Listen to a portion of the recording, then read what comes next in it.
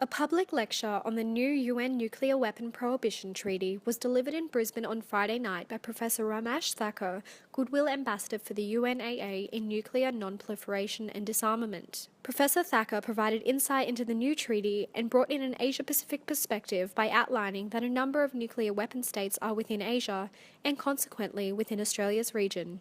The ban treaty brings all the states that possess nuclear weapons after 7th July under one common normative framework of prohibition.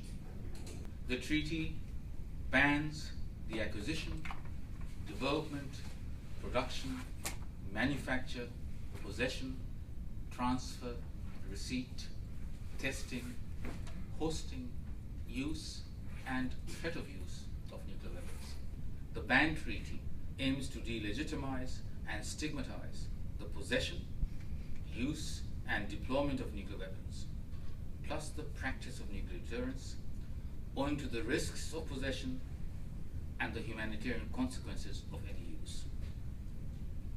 In other words, the foreseeable effects of use make the doctrine of deterrence and the possession of nuclear weapons morally unacceptable to the community at large.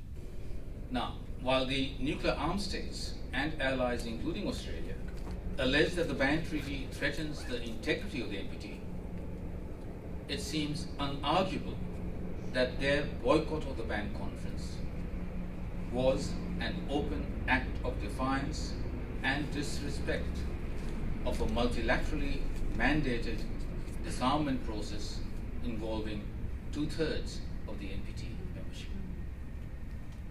On the face of it, non-participation also placed them in non-compliance with the Article 6 obligation of all 190 states parties, not just the nuclear weapon states, to pursue and conclude disarmament negotiations.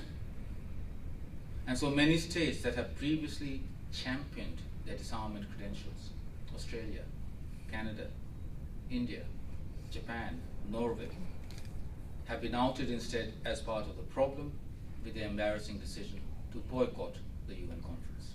If not abolished, nothing is more certain than that nuclear weapons will proliferate and will be used again, someday, somewhere, somehow.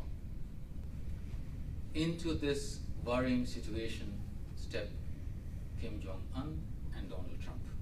In February, he insisted that the US would stay at the top of the nuclear pack. In other words, Trump has effectively discarded Ronald Reagan's crisp warning that a nuclear war cannot be won and therefore must never be fought. Concluding the lecture, Marianne Hanson from the University of Queensland stated that many have embraced the Nuclear Weapon Prohibition Treaty. Is something that is being driven by hard-headed analysts, such as Professor Thakur and myself.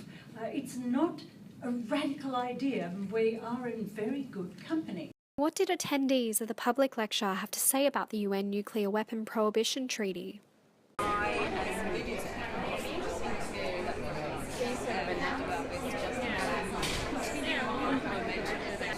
got to get on to our political leaders and say, never again. Because when you spend 1 cent on a bomb, on a weapon, on any type of conflict, you pay for it for generations to come.